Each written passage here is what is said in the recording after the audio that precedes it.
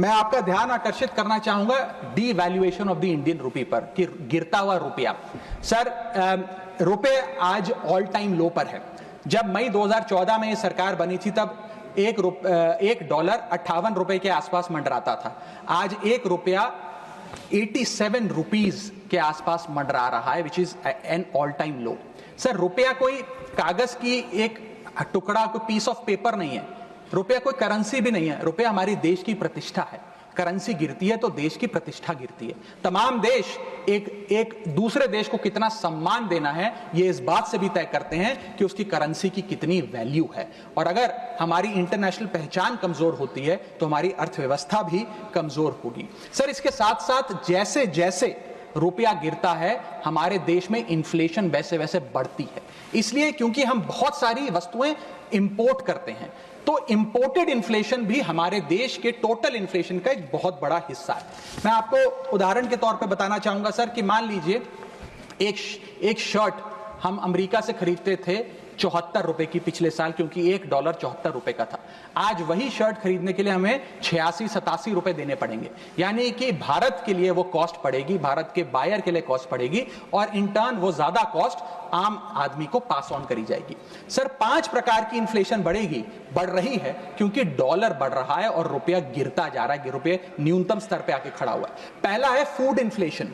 Sir Bharat edible oils और pulses बड़ी मात्रा में इंपोर्ट करता है। भारत की खपत का 56% एडिबल ऑयल हम इंपोर्ट करते हैं और भारत की पल्सेस की कंजम्पशन का 15% क्वांटिटी हम इंपोर्ट करते हैं। जब इतनी बड़ी क्वांटिटी में हम ये चीजें इंपोर्ट करते हैं तो अगर रुपया गिरेगा, डॉलर कमजोर होगा तो हमारा फूड इन्फ्लेशन बढ़ेगा।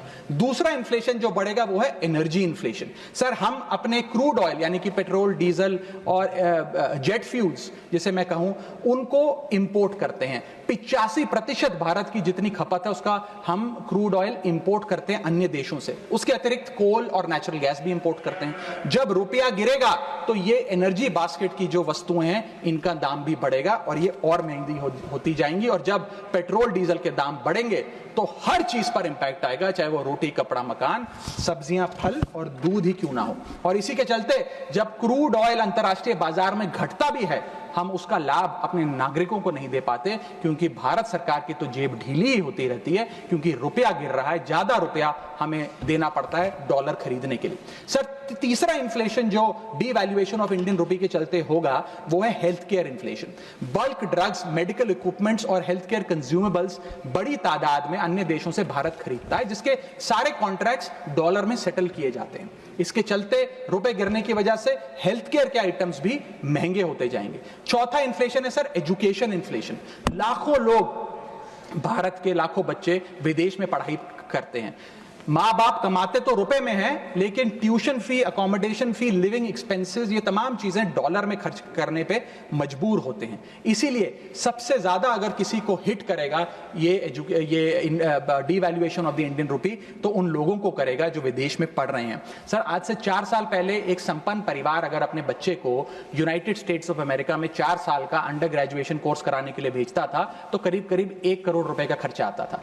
आज क्योंकि डॉलर इतना मजबूत और रुपया इतना कमजोर हो गया है, ये अमाउंट बढ़ के 2 से 2.5 करोड़ रुपए हो गया है। सर इसी के साथ साथ मैं बताना चाहूंगा कि 5वीं बड़ी इन्फ्लेशन जो इस देश में होने जा रही है गिरते हुए रुपए के चलते, वो है इलेक्ट्रॉनिक्स इन्फ्लेशन।